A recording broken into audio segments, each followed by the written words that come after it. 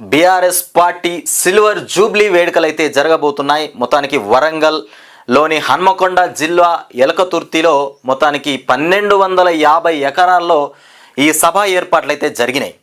ఇక 159 ఎకరాల్లో మొత్తానికి సభా ప్రాంగణం అయితే ఏర్పాటు చేశారు. ఇక దీనికి 4 గంటల 30 నిమిషాలకు అక్కడికి కేసీఆర్ స్టేజ్ని చేరుకోబోతుండు.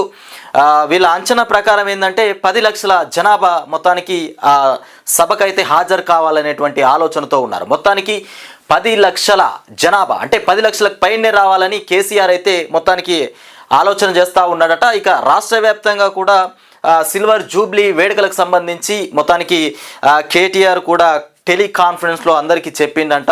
ఇకపోతే కేటీఆర్ చెప్పలేదు, కేసీఆర్ మొత్తానికి టెలికాన్ఫరెన్స్లో రాష్ట్ర వ్యాప్తంగా ఉన్నటువంటి నాయకులందరికీ కూడా మొత్తానికి చెప్పడం జరిగింది.